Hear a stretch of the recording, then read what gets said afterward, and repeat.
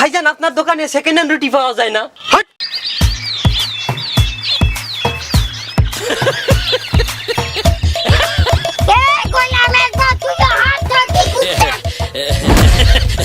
না ওই নারকেল গাছে হচ্ছে পিশাচের বাথরুম।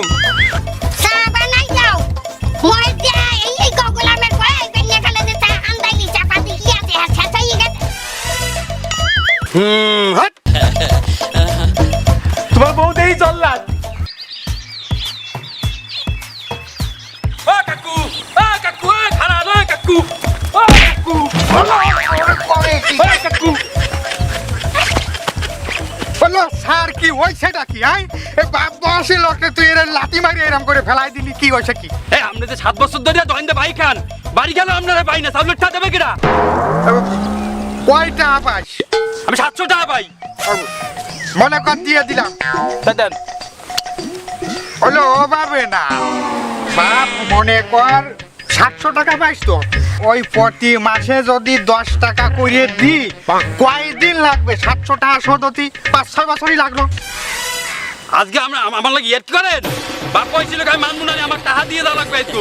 দাঁড়া তুলে ছুড়ে গেলাম 100 টাকা। বলো নে আমার কাছে নে করে ওরে বলো পাড়া মাজা পুজা ভাঙ্গিয়ে গেল, অবস্থাটা দেখো কি এরিছে কি সারা গায়ে এই পাশে। বলো এরিছে ও কাকু, এ বাপ আমার লুঙ্গিদের ইজ্জত চলে গেল, সব মানুষ আমার দিয়ে ফেলাবে এই বয়সে। না বাপ, টাকা না বলে লুঙ্গি আমি বেচতে দিমু। এ না বাপ তুই অনিষ্টে ও তুই চালাতে পারবি নে। বলে ওতে কম করে হলেও 7-8টা সিরা ফুটু আছে, 27 বছর ধরে ওই লুঙ্গি পরি আমি বাপ। ও দুই অনে তোর গায়ে কিন্তু চুলকনি হবে, আমারে দিয়ে দে বাপ।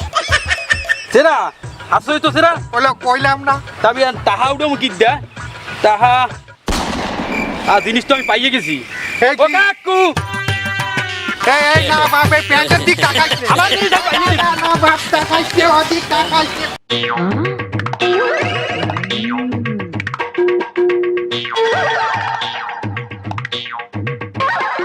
আচ্ছা ভাইজান রুটি আছে আপনার দোকানে? হ্যাঁ ভাই আছে। একটা রুটির দাম জানি কত? মানে বেমালা বছর তো খাই না, এই স্কুল থাকতে খাইলাম। ও 5 টাকা ভাই। সর্বনাশ করছে, 5 টাকা দাম একটা রুটি, কেমনে কিনবো? ভাইজান আপনার দোকানে সেকেন্ড হ্যান্ড রুটি পাওয়া যায় না?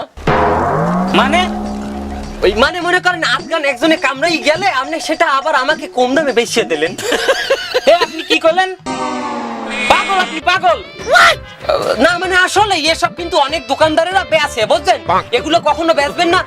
আরেকজনের কামড়ানো ছানাটা আমরা কেন খাবো? জলাতঙ্ক তো হইতে পারে না ভাইজান? পারে তো। মার যদি হনে 5 টাকা দিয়ে আমি রুটি কিনে খাইছি, আমার পিঠেই যে সোজা করে দিয়ে লাগবে।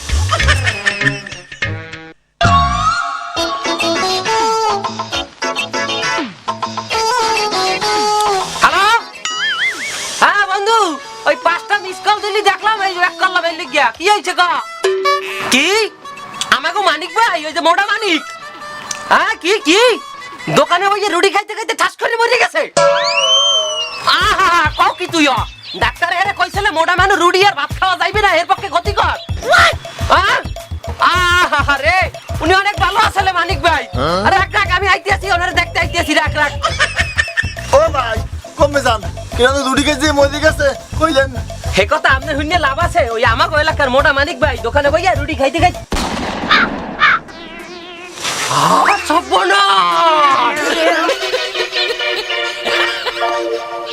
এককালে অবিকল মানিক ভাই নিহন সাহায্য দেই তো রুটির সাবান দেন দেই ভাই। আরে এককালে মনে হয় যে মানিক ভাই নিজেই চাবাইতে আছে রুটি দেয়া। ভাইজান আপনি তো হলেন আমাকে মানিক ভাই এই মোটা ডাক্তারে কইছে রে রুটি খাইও না, মোটা মানু ক্ষতি হইবে। হে খাইয়া এই চেক করে মরে গেছে। ওরে বাবা, আমি মুই দুটি খামু না ভাই, মুই হালাই।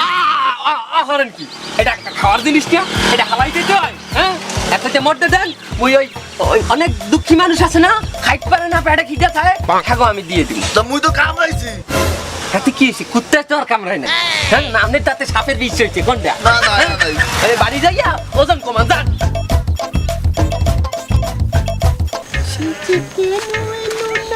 আইস আইছি আইছি এই নিয়ে রুটি খাইয়া আমাকে উদ্ধার করো। কি রুটি ছেড়ে কেন তবে এইটুকু? এই তুমি তো রুটি ছিঁড়েই খাবা নাকি নাকি আস্তা রুটি দিয়া টাকরাই দিয়ে গিলে খাবা? তার যা দিছি ওই খাও, আরো যদি লাগে বাবা আমি আরো দেব, তোমার জন্য তো জান হাজির জান। দূর সাই এখন এই কিপটার থেকে যা পাই তাই খাই। ইস এ কি বিড়ি গন্ধ আসছে কেন রুটি থেকে? বিড়ি গন্ধ?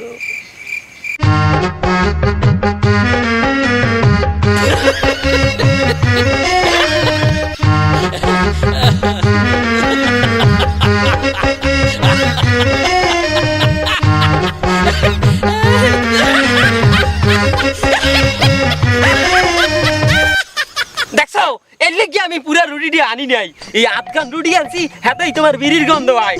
আর যদি পুরা রুটি আনতাম হেলে তো গাজার গন্ধ আইতে দিয়া। তোমারে কতবার কইছি যে বাইরের খাবার খাইও না, এমনিই তোমার পেটটা গেছে লুলাইয়া, কি মানে ভুঁড়ি বাইরে গেছে। আর অস্বাস্থ্য খাবার খাইয়া তোমাকে আমি আর হারাইতে পারবো না। দাও দাও রুটি দাও, এমে দাও, আর খাওয়া লাগবে না। লাও আজকের মতো পেরে এই পর্যন্ত। দুলালের মা বলে, ও দুলালের মা তুমি কোনে গেলে বাইরো?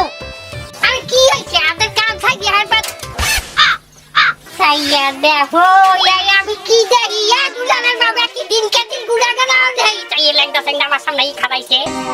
বলো না আমি কি ইচ্ছা করে এটা করেছি নাই। ওই যে আমাকে দোকানদার আছে না মোজাম্মেদ, অত টাকা পায় আমার কাছে, ওই লুঙ্গি খুলে রায় দিছে। কি ওই যে আমি 16 গিরা কাপড় দিয়ে জামা ছায়া বানাইলাম, হেডে দিয়ে তোমার লুঙ্গি বানাই দিলাম, হেডে লই গেছে মজা মিললা। হয় এ গোলামের পর তুই তো হাত ধরবি কুত্তা।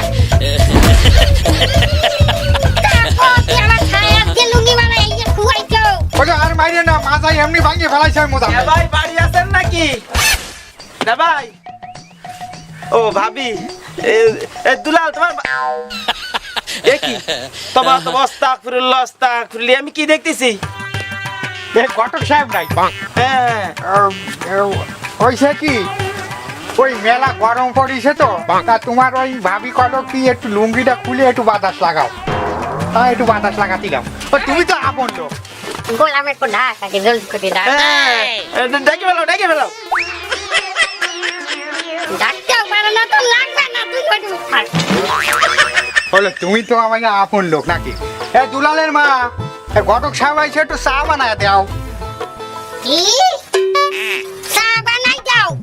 মই যে এই গোলামের পর এই পেন্নে গেলে যে চা আন্দাইলি চাপাতি কি আছে আর ছেঁচাই গেছে। ঘটক আছে আবার এই হনে ফেসাই পেন্নে গেলে যে চা আন্দাইলি এইটা হে তার কি চাপাতি শেষ হয়ে গেছে জানো না? মানে আইলি এই দুলালের মা চা বানাই দাও। এ কি এ কালকেই না আমি তোরে চা পাতি আইনে দিছি। আর তো শেষ হয়ে গেছে ছবে নিকালে জ্বালাইলে বললো ওতে ওক্ষণ আমি কিছু কইনি, তুই চা শেষ করে ফেলাইছিস। হ্যাঁ এ চা পাতি কি তোর বাপের বাড়িতে আনিস? ওই চা পাতিতে যতক্ষণ রং বাইরবে অতক্ষণ জ্বালাবি, ততক্ষণ দিদি থাকবে। কি কও কত? না আমি চাটা খাবো না বলে তুই না খাবি না? খাইয়ে মানুষ খাই দিয়া যাবে না, বুঝছো? আমি চাটা খাবো না তা নে ভাই তুমি যে মেয়ে দেখতে গেলে না তা কিরাম মেয়ে লাগবে আমার বলো তুমি। ও মায়ের তো লাগবে ফার্স্ট ক্লাস, আমার দুলাল দেখছো না একদম ফার্স্ট ক্লাস। ওই মায়ে মনে করো যে পেট নেই, পেট মরা, হ্যাঁ খাতি বাড়ে না, মুখে রুচি নেই, খাতি গেলি বমি আসে। আমার এইরকম একটা সুন্দর একটা মায়া দিবা। কি কলা পেট মরা রুচি নেই খাতি পারে না তা এরম মেয়ে আনলে তো মরে পড়বে। বললো না একটা মায়ে মানসির কি 3 বেলা খাওয়া লাগে? সকাল বেলা সাইডে সিঁড়িয়ে খাবে পানি দিয়ে হয়ে গেল, দুপুর বেলা সাইডে ভাত খাবে ওই ডাল চাল দিয়ে কিছু দিয়ে হয়ে গেল দিব্যি। আর রাত্রির বেলা বললো রাত্রি কি খাওয়া লাগে? তুমি কোনো কাজ করো রাত্রি তো ঘুমোয় থাকে, তাহলে রাত্রি খাওয়া লাগবে কেন? তোমার শাশুড়ে দাও না 35 বছর ধরে সংসার করি, ওর খাওয়া সাহস মাজা ভাঙ্গে ফেলাম না, স্বাস্থ্য দিয়েছ তুমি। গোলামের পর এখন মানে আমার নামে বাড়ি কথা করো। তোমার বউ দেই চললা বলো মাঝে মাঝে ভাই কিছু মনে করে না। ও কাকু আপনার বলা এ কিরা এ দুলাল না দাও হারাম যারা করিছে কি সে নতুন স্যান্ডেলটা পাই দিয়ে বাইর হইছে বলো। ওরা আমরা রাহেন আমরা জুতা আপনার পোলা নাইল গেছে উঠছে রে নাইল পারতে বল্লার কামড় খাই চিতাই পড়ছে মনে হয় বাঁচবে না এই রিক্স মোরা নিতে পারো নাই আপনার পোলা রাহেন মোরা চলে গেলাম বলো ডাউনি সাইয়ে দেখো বলো কি বিপদ এই ঘটক এই আমার এই সোয়ালের অনেক কত টাকা খরচ হয়ে যাবে এই তোমার কাছে কি ওই যে অল্প দামি কোনো ট্রিটমেন্টের কোনো চিকিৎসা আছে নাই নে ভাই তুমি সব কি করছো এখন হচ্ছে বিপদ এটা ডাক্তার দেখাতে হবে তাড়াতাড়ি ডাক্তারখানায় চলো হলো কেন আমার সোয়ালের কি হয়েছে খালি তো মাজাটা ভাঙিছে মইতে তো আর যাচ্ছে না ওই হয়েছে কি ও মনে পড়িছে তুমি এক কাজ করো দি ওই আমাকে ওই পরের গ্রামে ওই যে মোর্দা ফকির আছে না হ্যাঁ। ওই আমাকে দাদার আমরেতে চিকিৎসা করে দেখে আসতেছি তো আমরা ও খুব ভালো চিকিৎসা দেয় 30-35 টাকায় সুস্থ তুমি আমাকে ধরো নে ভাই কিন্তু ভালো হচ্ছে না কিপটেমি করে না ডাক্তার দেখাও হলে এই সোয়াল কি তোমার না আমার না তোমার তা আমি যেটা করছি সেইটা করো তোমার কাছে আমি হেল্প চাইছি দয়া তো চাইনি তুমি ধরো আমার সোয়ালটারে আমি ওই জায়গাতে ঠিক করাবো বাবা ওরে বাবা বাবা আমার সোয়ালের মাথা ভাঙিয়ে গেছে বাবা ওই নারকেল গাছেতে পড়ে বাবা ওরে আপনি সুস্থ করিয়ে দেন বাবা হাট। তোর ছেলে নারকেল গাছ দেওয়া এমনি বলে না ওই নারকেল গাছে হয়েছে পিশাসের বাথরুম ওই নারকেল গাছে তোর পোলা উঠছে পিশাসের বাথরুমে হাঁটতেছে ওই পিশাস লাথি মেরে তোর ছেলে ভালাই দিছে নিচে তোর ছেলে পড়ার আগে তোর ছেলের মাথা ভেঙে গেছে হাট। বাবা আমার সাইড পুরুষ আপনার কাছে চিকিৎসা করে বাবা আমি অত কিছু জানি না আমার ছেলেরে আপনি ভালো করিয়ে দেন হাট। তুই একটা উমান্য মুড়া 25 বাসমতি চাল একটা খাসি আমার দরবারে নিয়ে আয় তোর পোলা ভালো হয়ে যাবে হাট।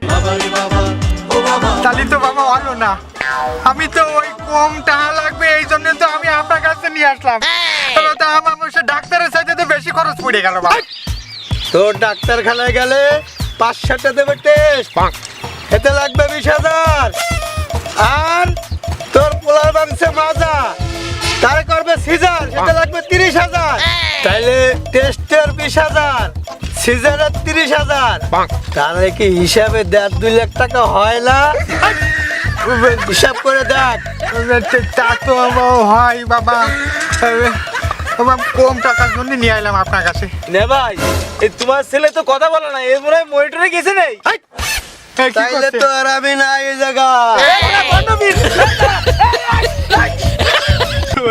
আমার সোয়ালটা কি হয়ে গেল নে ভাই এই শালা খালের ভিতর পড়েছে শালারে তো ধরতে পারলাম না নে ভাই তোমারে বলেছিলাম এই ছেলে পেলের অসুস্থ হলেই এই ডাক্তারখানা যেতে হয় চিকিৎসা করতে হয় তুমি তা না তুমি এই বন্ড কবিরাজের কাছে নিয়ে আইছো সালামু আলাইকুম গাইস আমাদের দেশের কিছু মানুষ অল্প পরিমাণ টাকা বাঁচানোর জন্য ওঝা কবিরাজ ফকির এদের কাছে যায় চিকিৎসা করানোর জন্য এরা কখনো ভালো চিকিৎসা দেয় না বরং মানুষকে নাজেহাল করে অবস্থা খারাপ করে ছেড়ে দেয় মানুষ কিন্তু অবশ্যই আসে ডাক্তারের কাছে কখন জানেন যখন সর্বস্ব শেষ হয়ে যায় টাকা শেষ হয়ে যায় ক্যান্সারে আক্রান্ত হয়ে যায় শেষ পর্যায়ে চলে যায় রোগী তখন ডাক্তারের কাছে আসে আর তখন আর ডাক্তারের কিছু করার থাকে না দোষ হয়ে যায় ডাক্তারের এই জন্য আমরা কিপটামি করবো না আর ওঝা কবিরাজের কাছে আমরা যাবো না